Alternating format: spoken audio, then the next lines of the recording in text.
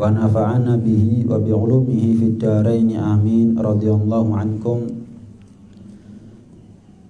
Ulaika warathatun nabiyyin wa a'immatul muttaqin wa khiratu rabbil alamin. Terakhir sudah kita bahas bagaimana ciri-cirinya umat Rasulullah sallallahu alaihi wasallam. Maka kapan kita mengerti, kapan kita tahu akan satu informasi, satu ilmu, nggak ada tanggung jawab kita berikutnya kecuali mengamalkan ilmu. Ketika kita tahu bahwa tidak semua manusia yang mengaku sebagai umat Nabi Muhammad itu akan diakui oleh Rasulullah sebagai umatnya, butuh pembuktian, butuh pengorbanan, maka sepatutnya buat kita untuk mengamalkan apa yang patut untuk kita buktikan, apa yang memang pantas untuk kita korbankan demi legitimasi keabsahan yang kita dapatkan bahwa kita adalah umat Rasulullah sallallahu alaihi wasallam. Al-ilmu yahdifu bil amal fa in ajabahu wa illa irtahal. Kata Al-Imam Sufyan Ats-Tsauri, ilmu itu selalu menyeru kepada amal, selalu memanggil-manggil amal. Kalau ilmu kapan memanggil amal dipenuhi oleh amal, artinya ilmu sama amal katu. Ada ilmunya, ada amalnya. Maka ilmu itu menjadi surah dan juga hakikah. Bentuknya ada, isinya ada. Ibarat manusia itu bentuknya ada, ruhnya juga ada. Manusia yang bernyawa, ilmu dan amal. Kapan ilmu manggil-manggil amal tapi nggak ada jawaban daripada amal, ya cuman ilmu tapi amal nol, maka sama seperti manusia tapi tidak bernyawa. Apa manfaatnya manusia kalau nggak bernyawa? Apa manfaatnya ilmu kalau tidak diamalkan? Karena itu wajib buat kita kapan kita mengerti bahwa oh ternyata umat Nabi Muhammad itu ada sifat-sifatnya, ada ciri-cirinya. Biar saya diakui sebagai umatnya nanti di akhirat. Oh, kalau ngaku-ngaku tok ya gampang. Saya umatnya Kanjeng Nabi, saya umatnya Kanjeng Nabi, gampang. Pertanyaannya adalah apakah pengakuan kita ini diabsahkan, mendapatkan stempel pengakuan daripada Rasulullah SAW. Kita ini nasibnya nanti di akhirat bukan ditentukan oleh pengakuannya kita, tapi ditentukan oleh sejauh mana pembuktian kita terhadap apa yang kita aku.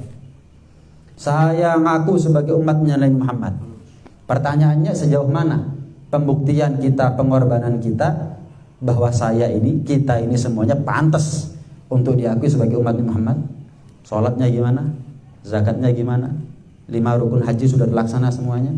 Amar ma'ruf nahi munkar, saling memberikan nasihat satu sama lain dan seterusnya dan seterusnya. Itu adalah informasi buat kita tentang apa-apa sifat-sifat yang wajib untuk kita buktikan agar kita nanti di akhirat secepat mungkin, sesegera mungkin diakui sebagai umatnya Nabi Muhammad sallallahu alaihi wasallam.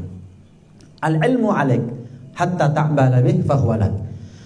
Ilmu itu kapan kita dapat pertama kali itu menjadi beban. Menjadi beban. Tapi kalau kita berhasil mengamalkan ilmu tersebut, maka ilmu itu menjadi keberuntungan buat kita. Ilmu itu menjadi keberuntungan buat kita. Ibarat orang sakit, obat itu nggak enak. Siapa yang senang punya obat banyak coba? Obat itu kapan dipunya? Kapan dimiliki? Beban. Waduh, setiap hari harus makan. Harus minum obat sekian kali selama sekian hari.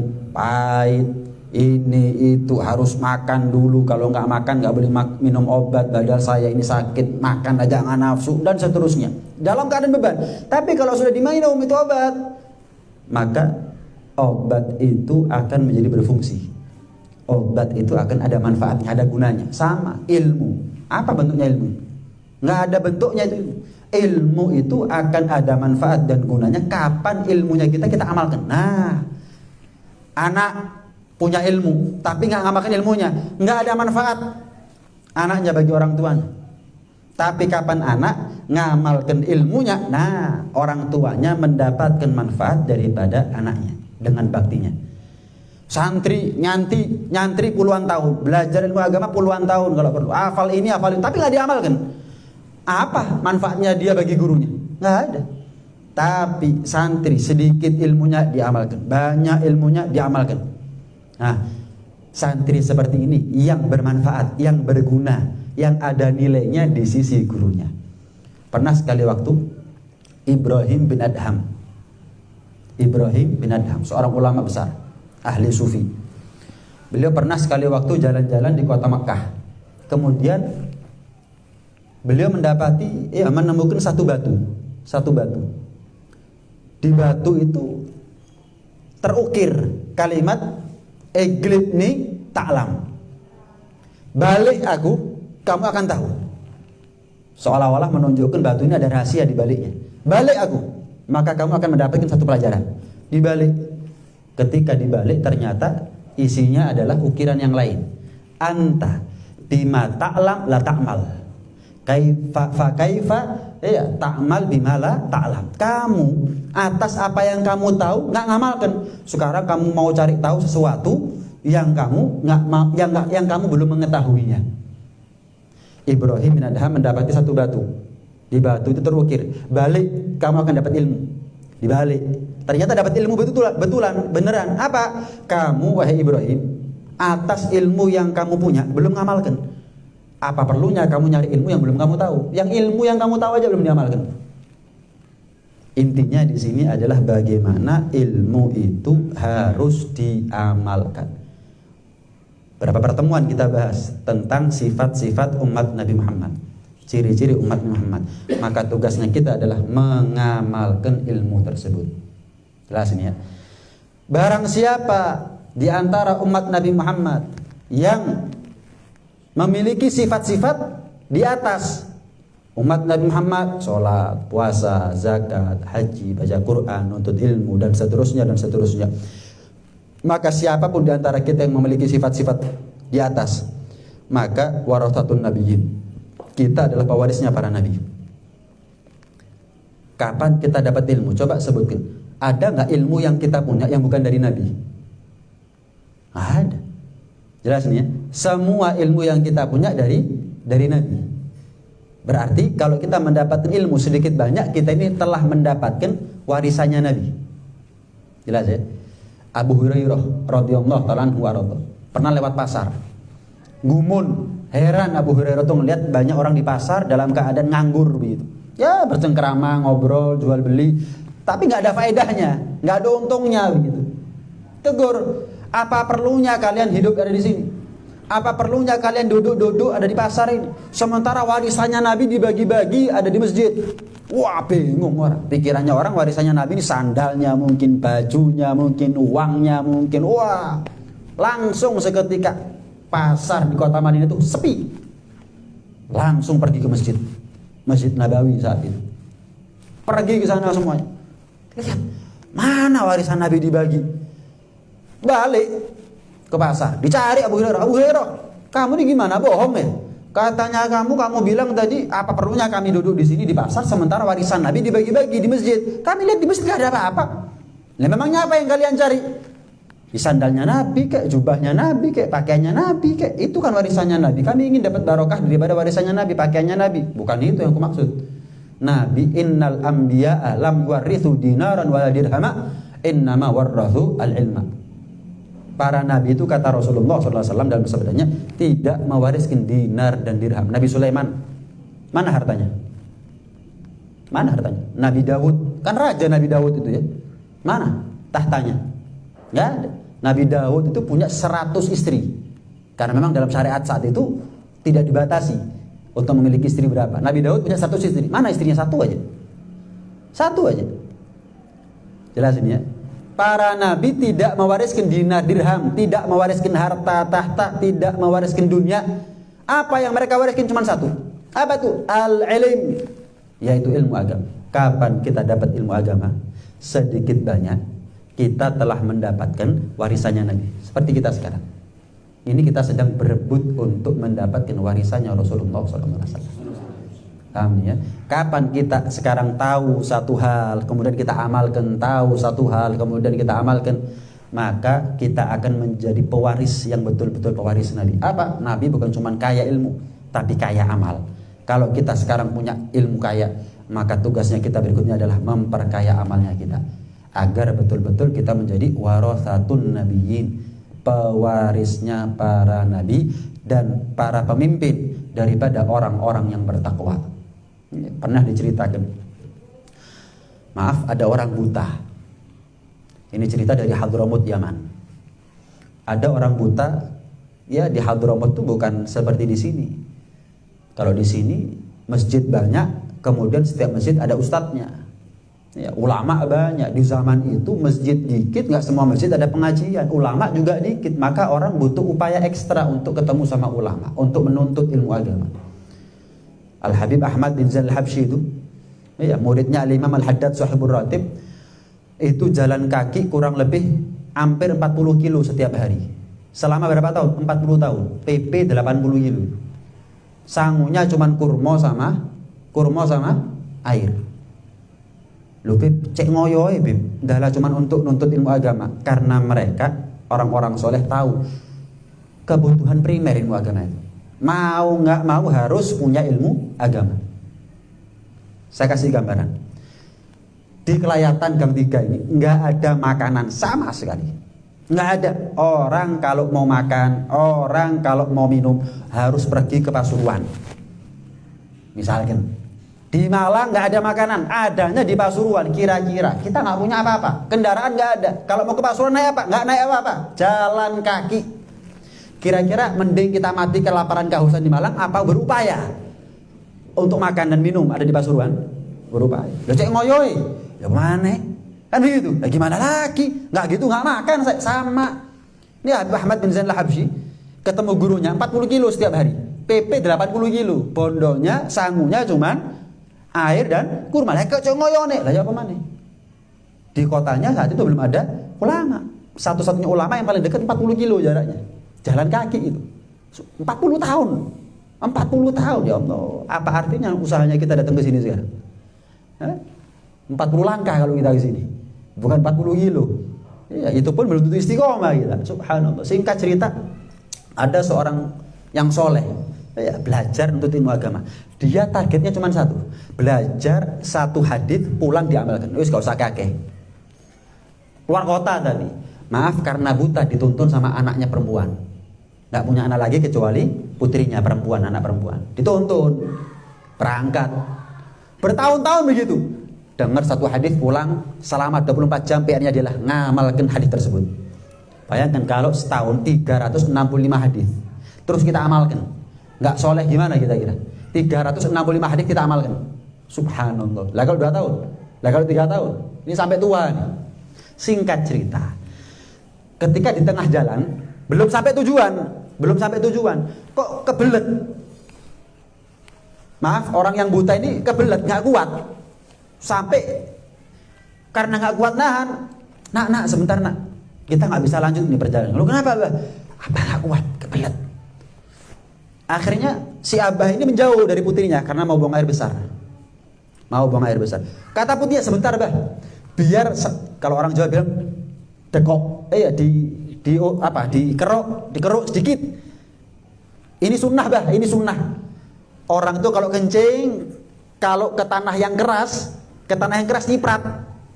Nah kalau dibuat lunak, didekok, ya dikeruk sedikit, ya insya Allah meminimalisir cipratan. Orang itu kalau buang air besar juga begitu, ada wadahnya.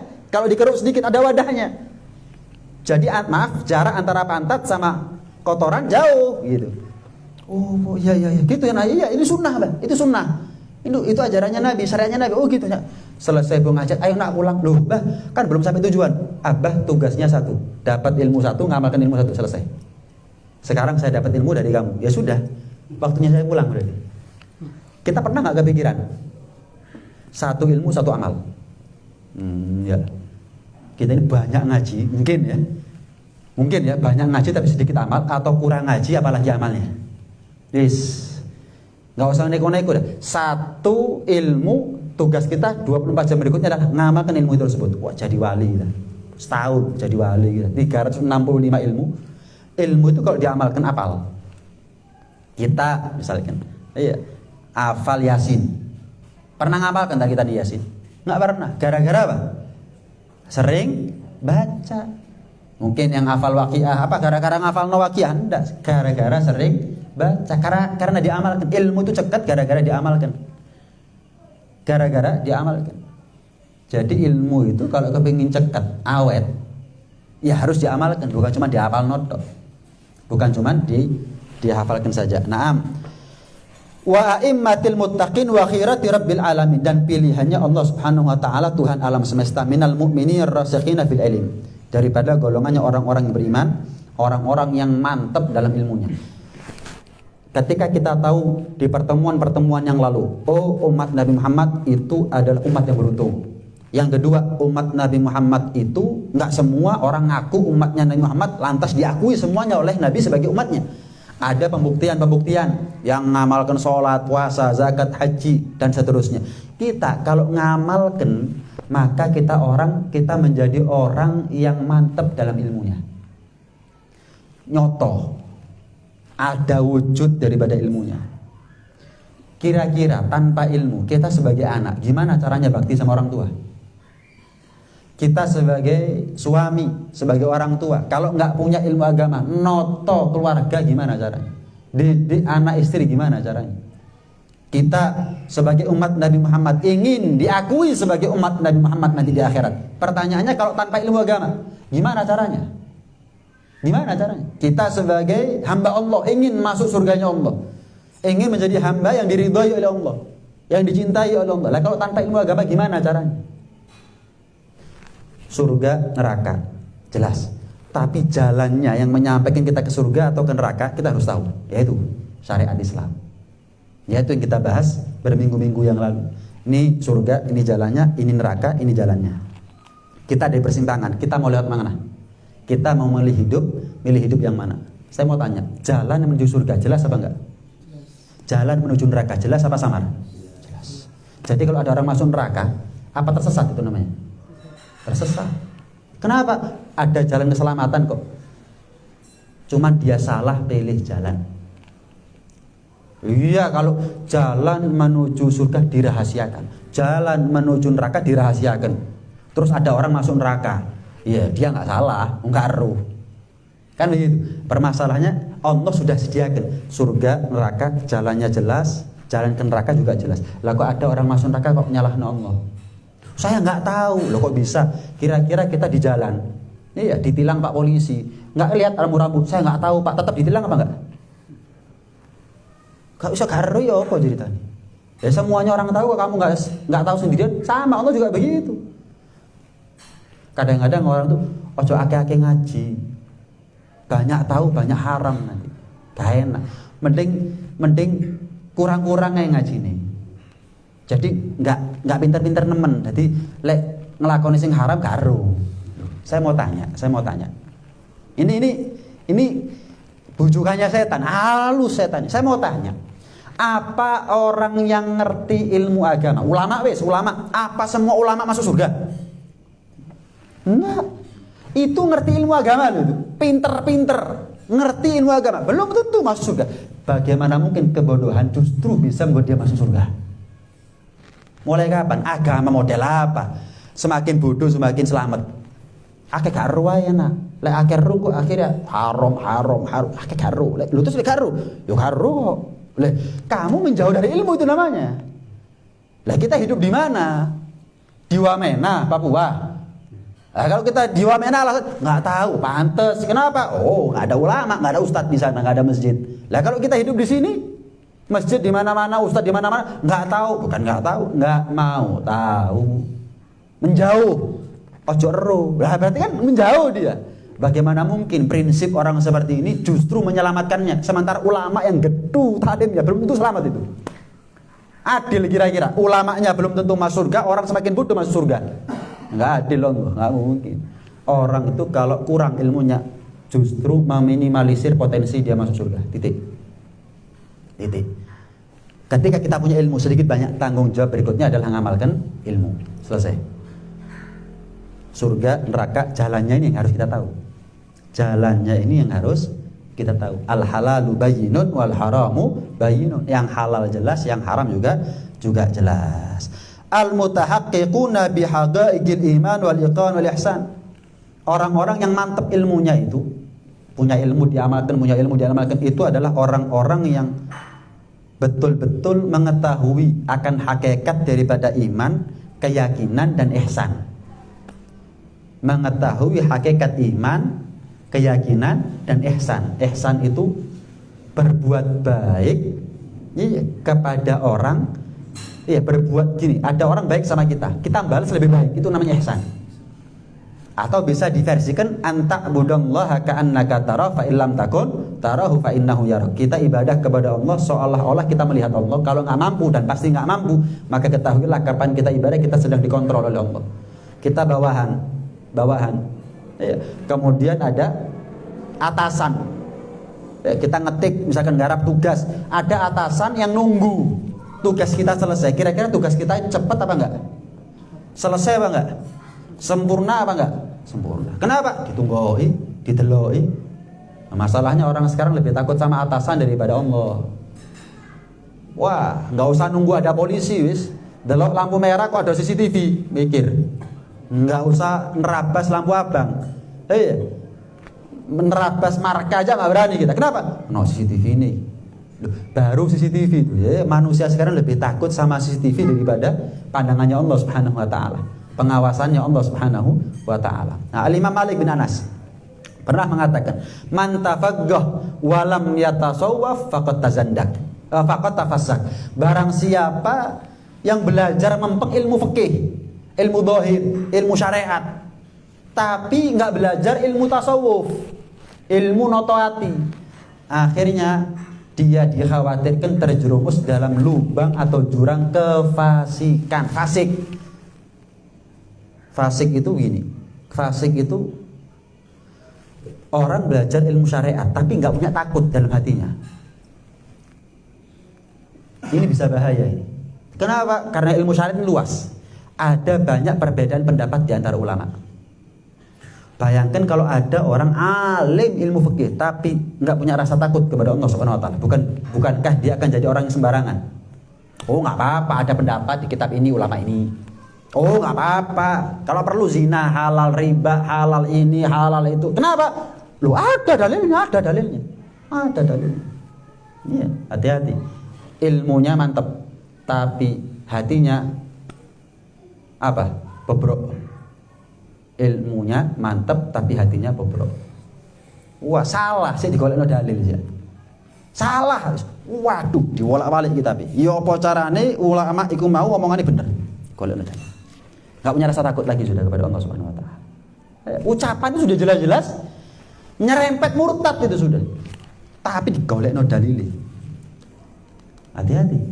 Ilmunya mungkin ilmunya benar, tapi kalimatul haq urida bihal batil. Kalimat yang hak tapi yang dikehendaki sebetulnya batil.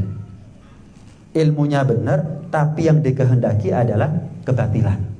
Hati-hati. Kenapa? Ilmu punya tapi takut nggak punya.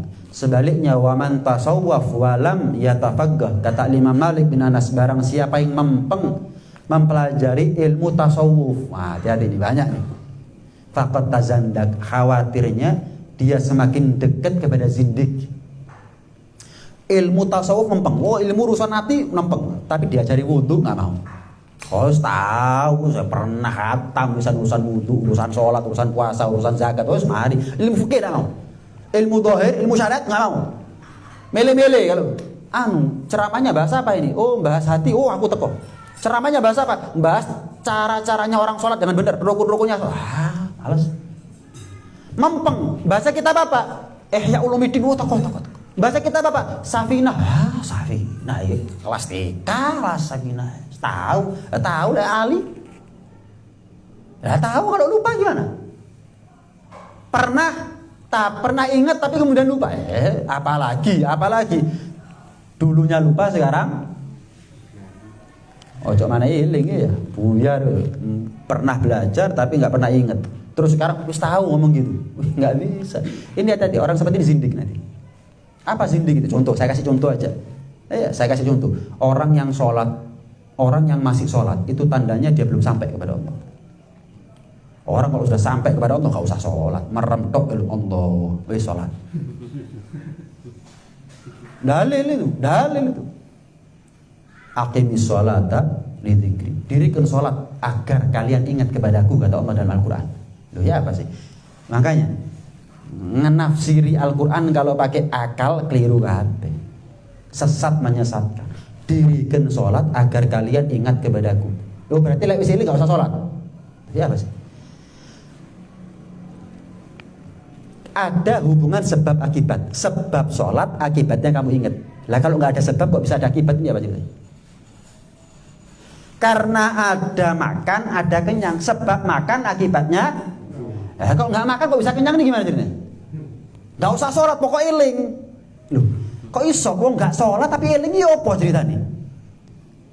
Nabi itu orang yang paling eling sama Allah. Sholat sampai kakinya bengkak, sujud sampai dikira mati, wafat sama Siti Aisyah.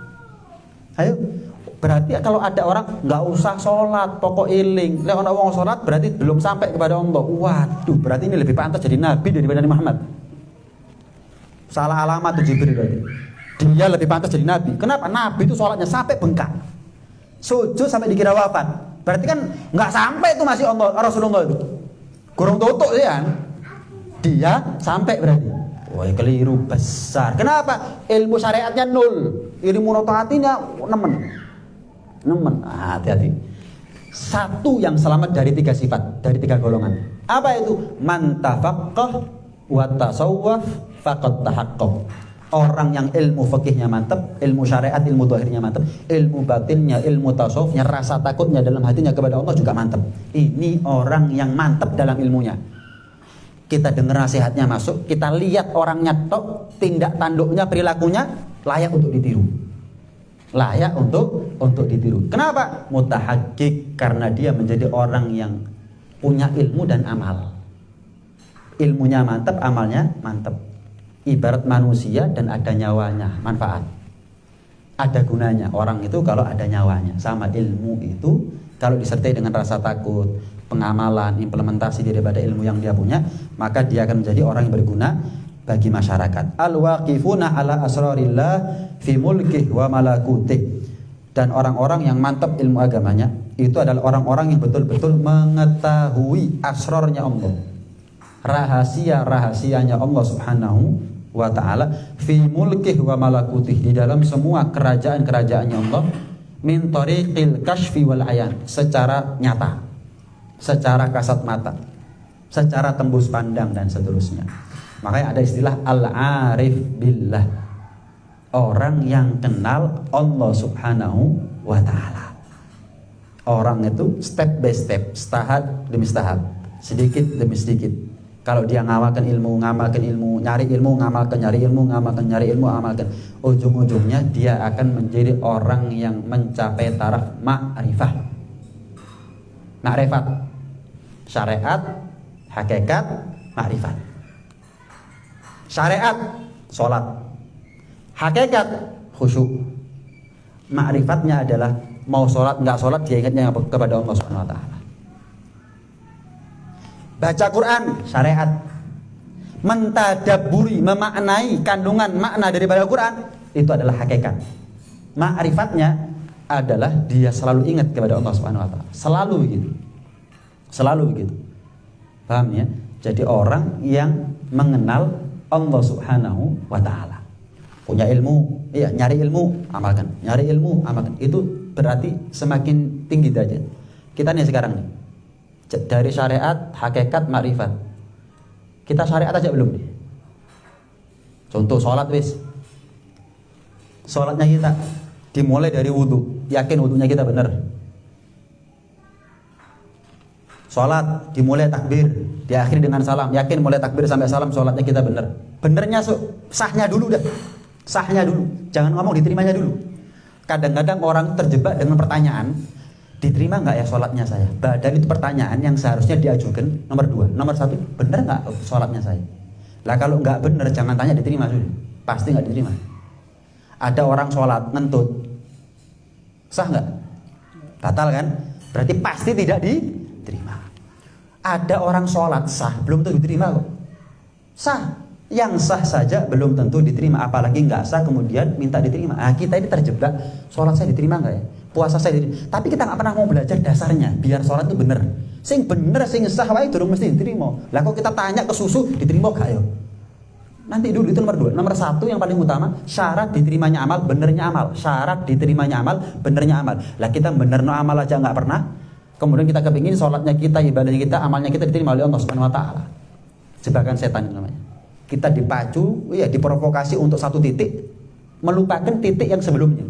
Dikongkon loncat. Iya. Anak kalau belum bisa jalan disuruh loncat gimana? Ya bahaya. Iya. Belum bisa jalan disuruh turun dari tangga gimana? Atau naik tangga ya bahaya, gelundung.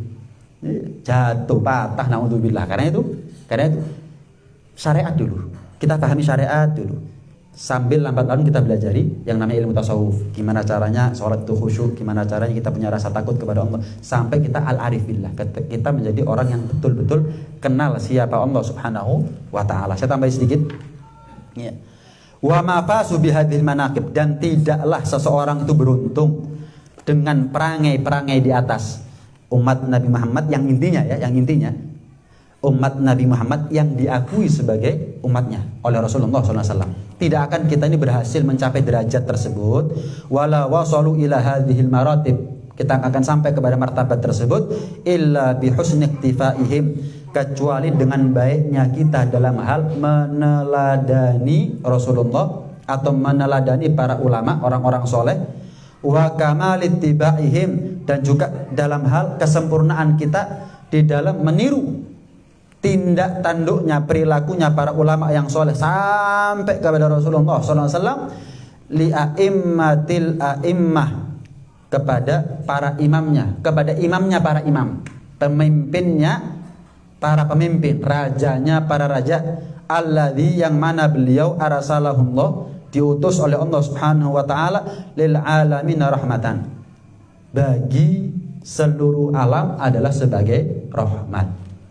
Dalam satu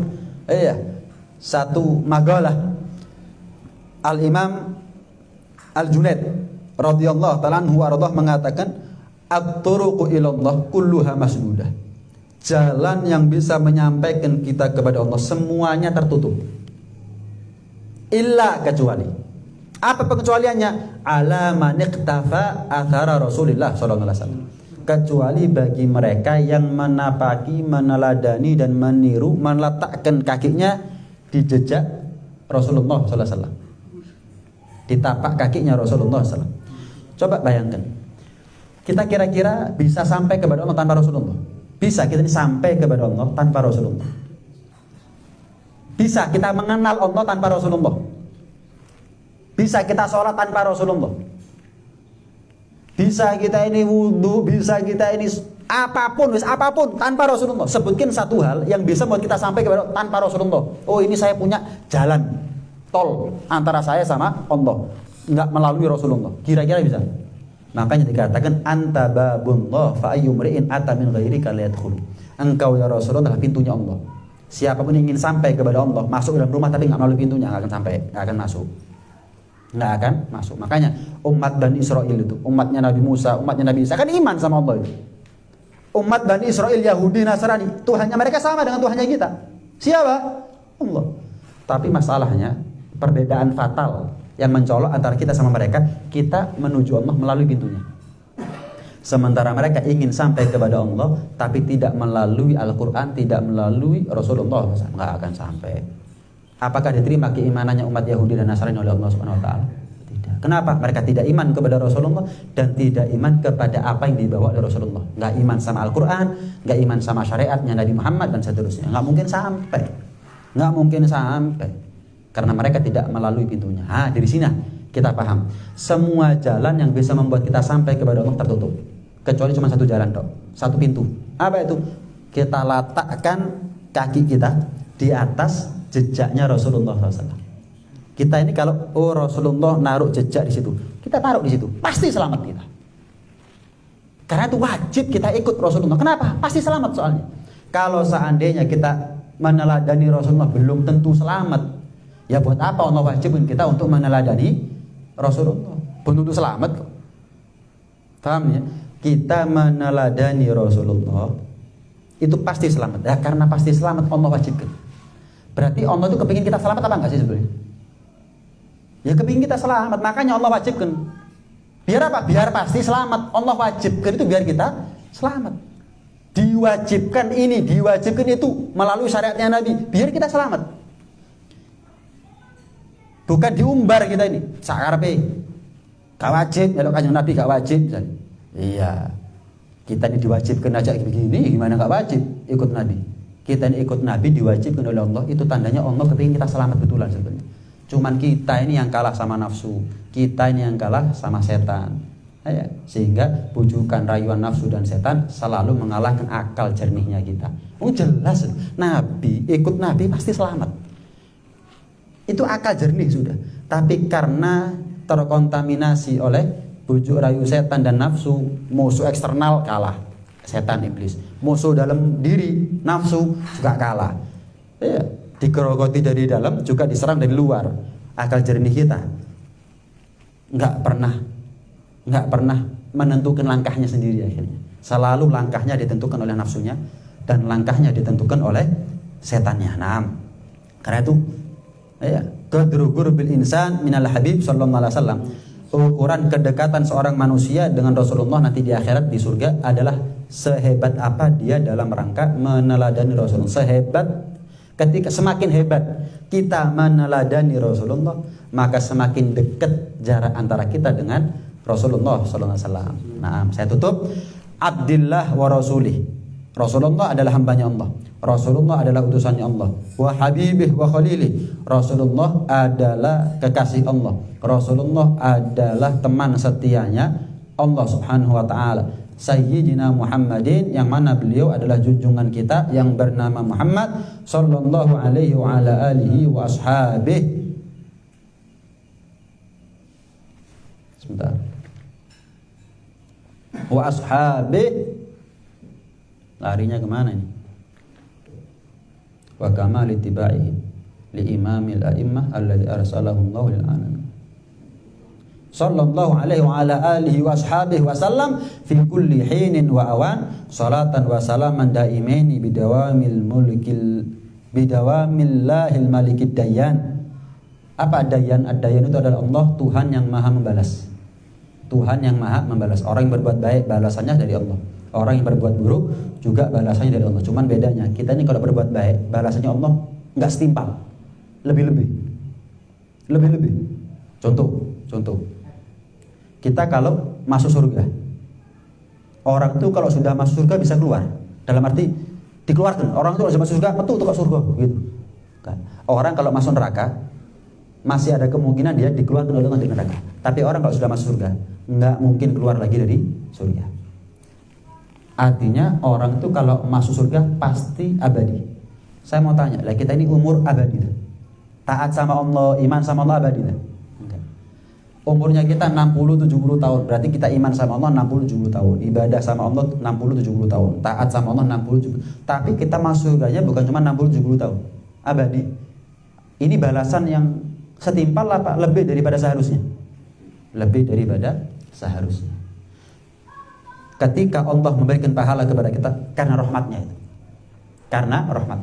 Beda kalau kita berbuat dosa. Maksiat sekali dosanya bisa setimpal. Allah kalau ngasih pahala kepada kita atas dasar rahmatnya. Allah kalau ngasih dosa kepada kita itu atas dasar keadilannya. Tidak ada yang namanya, kan pahala berlipat ganda ada ya. Pahala berlipat ganda ada. Tidak ada yang namanya dosa berlipat ganda, kecuali kalau dia berbuat maksiat di waktu-waktu mulia dan di tempat-tempat yang mulia. Ramadan kok maksiat, maka nilai dosanya beda ketika di luar Ramadan dia maksiat. Di Mekah kok maksiat, beda sama orang Malang maksiat di Malang. Beda. Kalau kita ibadah, kalau kita maksiat di waktu-waktu mulia dan di tempat-tempat yang mulia, itu baru ada yang namanya dosa berlipat ganda, double.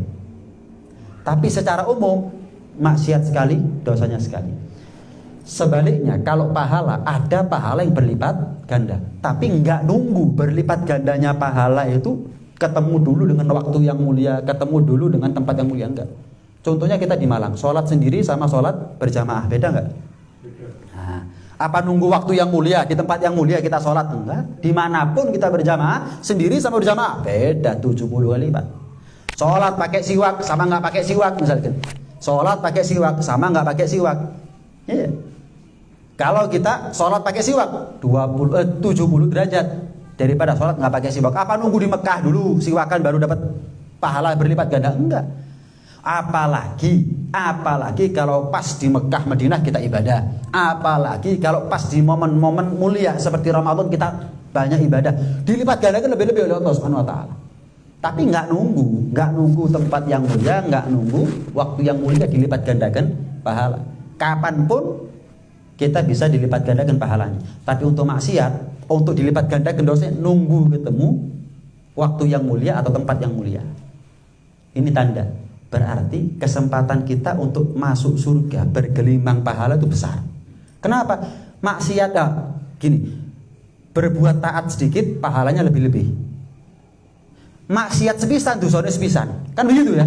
Berarti kalau kita pakai matematika, ya berarti seharusnya kita ini masuk surga sudah.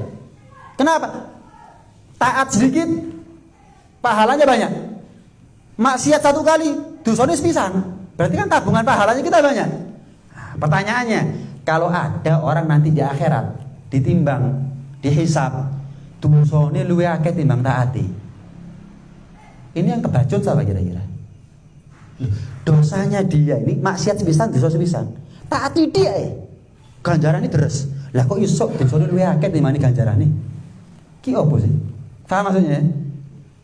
Berarti sebetulnya coba kita berpikir, Allah tuh kepingin kita selamat apa enggak sih sebetulnya?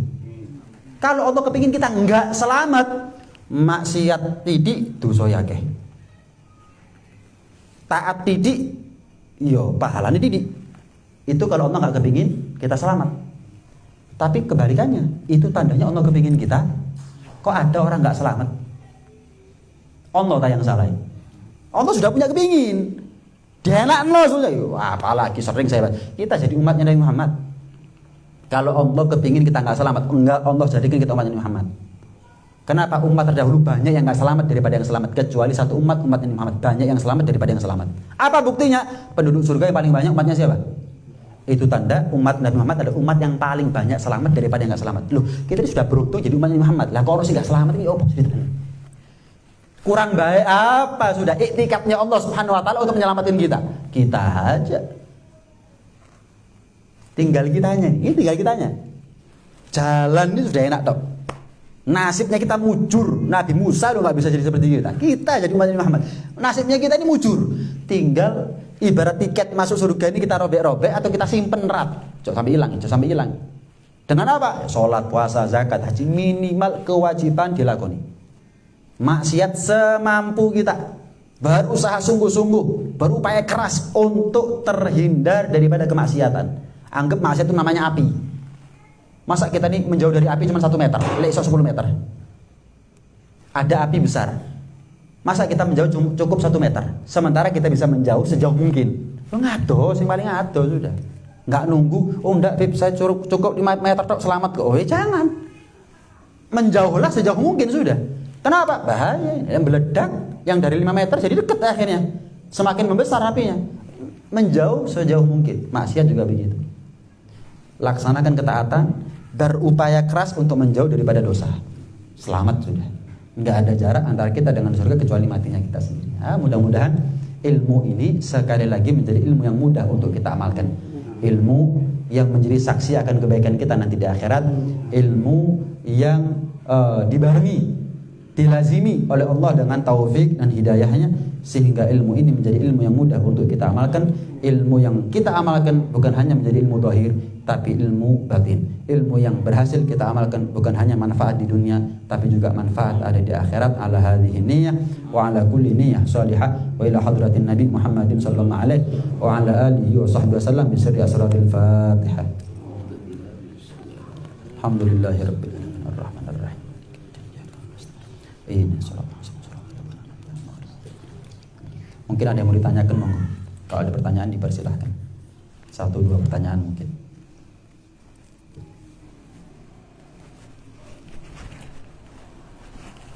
Monggo kalau ada. biar hidup. Ya. Ada saya dapat pertanyaan yang bingung untuk menjawab mohon dibantu.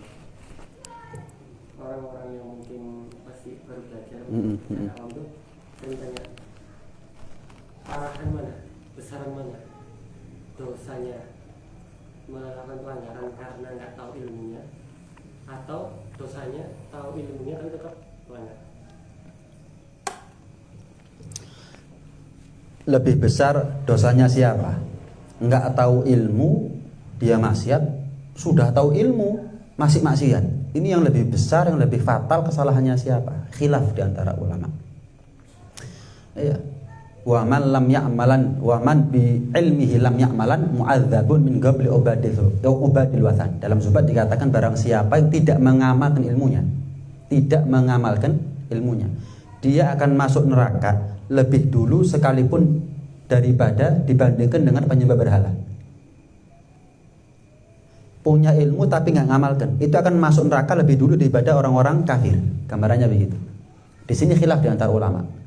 Loh, berarti kalau ada orang muslim punya ilmu tapi nggak ngamalkan ilmunya, dia masuk neraka lebih dulu daripada orang kafir. Oh, berarti orang yang punya ilmu tapi nggak ngamalkan ilmunya, itu lebih parah, lebih fatal daripada kafir. Kafir nggak sholat ya karena dia nggak tahu ilmunya. Ini muslim tahu ilmunya, tahu kalau wajib nggak dilakukan, lebih parah itu. Jelas ya. Maka orang yang ngamalkan ilmu, orang yang punya ilmu tapi nggak amal ilmunya, diazab oleh Allah lebih dulu daripada penyembah berhala. Tapi ada khilaf yang mengatakan, loh dia masuk neraka lebih dulu daripada orang-orang kafir karena mereka dikehendaki untuk masuk ke dalam surga, dikehendaki untuk lebih cepat mentas dari neraka. Masuk dulu, mentasnya duluan. Orang yang kafir karena terlambat ya nggak mentas-mentas. Kenapa? Wisbak surgoi. Mau masuk kemana? Mereka mau mentas di neraka masuk surga nggak bisa. Kenapa? Penuh. Jadi yang muslim yang punya ilmu nggak ngamalkan ilmunya, muslim tapi nggak ngamalkan ilmunya, masuk neraka di sini. Wis mari bersih, suci dari dosanya, masuk surga. Bek, dusoni. Kafir si ono mau mentas nggak bisa. Mau kemana? Surga full. Wis dekeman di rokok salawasi. Khilaf di antara ulama. Cuman begini. Inti jawabannya di sini. Ini kan ilmu yang saya sampaikan kan ilmu. Standarnya begitu, standarnya khilaf gitu aja. Tapi intinya itu apa? Orang nggak punya ilmu maksiat. Saya mau tanya, surga apa neraka? Neraka. Kenapa? Ada alasan yang diterima, ada alasan yang tidak diterima. Lah alasan dia tidak tahu, apakah itu alasan yang diterima? Kan begitu pertanyaannya. Lain kalau kita hidup yang jauh dari ulama. Nah, kita hidup di Malang, makmur hari ini. Iya. Makmur ini di Mu'alaf Center ini berapa ustadz ini? Berapa hari dalam seminggu ini? Terus kita ngomong, saya nggak tahu ya Allah. Wih, wani. Kira-kira kita nanti diadili sama Allah, naudzubillah ya. Berani jawab, saya nggak tahu ya Allah. Kira-kira berani kita jawab seperti itu? Nggak berani. Kenapa? Alasan dibuat-buat itu. Ngomong nggak tahu, omai dia kelayatan, nggak ngerti ilmu agama, ya apa ceritanya? Ya, tinggal di Wamena nggak ngerti nggak apa-apa, ini tinggal di Kelayatan, ini tinggal di Malang, ini mulai subuh sampai ketemu subuh majelis itu ada, nggak ngerti, nggak punya ilmu maksiat neraka. Saya mau tanya, yang kedua, punya ilmu maksiat neraka juga apa enggak? Podon rokok nih. Tugasnya kita adalah cari ilmu, ngamalkan ilmu. Itu tugasnya kita. Maaf, kadang-kadang ada orang ya, mending aku gak kudungan tapi hatiku api, timbangan kudungan tapi pelakor. Misal saya mau tanya kudungan tapi diselingkuhi, bukan dinikahi. Dinikahi halal, diselingkuhi, dipacari sama pejabat kayak sama siapa, kayak misalkan orang-orang kaya, diselingkuhi, dijadikan selingkuhan, dipacari, jilbaban akhlaknya nggak baik, surga apa neraka? Neraka. Nggak jilbaban tapi akhlaknya api, surga apa neraka? Tetap neraka. Tugasnya kita tuh dohir baik, batin baik. Lah kalau ada orang berpikiran mending itu kok endi padha neraka nih. Seharusnya kita ini nyari prestasi yang di atas. Ojo iku jilbaban tapi sik ngene kelakuane mending aku. Gak jilbaban tapi aku gak duwe kelakuan kayak model kayak ngono. Iku jilbaban nang diskotik. Saya nggak pernah, paling ibu-ibu PKK masuk gak jilbaban. Podo jilbaban nang diskotik neraka. Gak jilbaban masuk gak tau nang diskotik ya neraka. Cuman beda kemaksiatannya sing iki, kelakuannya sing iki gak nutup jilbabe. Selesai. Lah buat apa kita mending itu kan di neraka nih gitu loh. Mending dari mana? Memangnya nggak ada tak? Yang jilbaban akhlaknya baik, nggak ada tak? Kok sampai dia harus ngomong mending aku? Lah kok iso? Nyari prestasi nyari yang di atas. Fulana nih hebat, us jilbaban, kelakuannya api. Seharusnya begitu. Aku kok gak iso. Ini orang hebat ini. Ini masih cerdas, sok mikirin namanya. Lah kok mending aku? Hati-hati. Itu cuma cari kamuflase untuk menerken kemaksiatannya dia. Itu yang nggak boleh. Cari kebenaran, jangan cari pembenaran. Kalau golek bener dhewe wae. Cari kebenaran. Kenapa? Ya kebenaran itu malah bukan pembenaran. Mending aku itu pengakuan itu namanya. Pembenaran enak ae lek wong ngaku. Apakah kita ini masuk surga gara-gara pengakuan-pengakuannya? Aku gitu. Enggak. Diakoni apa enggak kamu? Kamu enggak, kamu masuk surga, kamu enggak. Itu bukan saya masuk surga ya Allah, kabeh. Kalau kita masuk surga gara-gara pengakuannya kita, semua masuk surga. Masuk yang kafir kepingin masuk surga? Enggak. Pertanyaannya, kita masuk surga atau tidak? Itu tergantung bagaimana Allah menilai kita. Nah kalau ada orang gak jilbaban ngaku mending daripada orang yang jilbabannya akhlaknya gak baik. Ayo, ini mana ada orang baik ngaku akhlaknya baik? Ada. Mending aku gak jilbaban tapi aku wongnya si api. Loh, wong api ngaku api. Dari mana? Wong api atau ngaku api? Makanya itu saya katakan apa? Ngaku-ngaku. Itu seperti pertanyaan tadi itu. Ya hati-hati. Hukum standarnya begitu. Cuman hati-hati. Artinya bukan berarti kita ini misal kita ikut pendapat yang mengatakan yang berilmu tapi maksiat lebih jeru masuk nerakanya daripada yang enggak punya ilmu tapi maksiat. Misal kita ikut pendapat itu, ya wis lek ngono mending aku enggak duwe ilmu tapi sih tetap maksiat. Lho ya apa sih? Coba orang yang ngomong itu telunjuknya saya kasih korek sak menit kuat lah. Lah kok mending aku gak ero apa-apa tapi aku maksiat. Lho ya apa sih? Apinya dunia aja kita nggak kuat, apalagi api neraka walaupun kita yang paling atas. Siapa yang kuat? Jangan cetek kalau mikir ya. Kadang orang cetek hari ini mikir. Cetek, nggak jeru kalau mikir. Seharusnya jeru. Lah kalau dia bisa begini, zahirnya baik, batinnya baik, kenapa saya nggak bisa? Kalau ada yang punya ilmu dan bisa ngamalkan ilmunya, kenapa saya harus puas dengan keadaan saya nggak punya ilmu tapi maksiat? Salah nggak ada ilmu maksiat. Nah itu gambarannya. Khilaf di antara ulama. Cuman yang paling penting gimana caranya ilmu kita adalah kita amalkan. Nah mudah-mudahan Allah kasih gampang buat kita semuanya ya. Allah kasih ijabah permintaan kita, Allah penuhi, Allah jawab permintaan kita. Mudah-mudahan Allah panjangkan umur kita dalam keadaan sehat walafiat, dalam keadaan taat kepada Allah, patuh kepada Rasulullah, meninggal husnul khotimah. Amin ya rabbal alamin. Rabbana anfa'na bima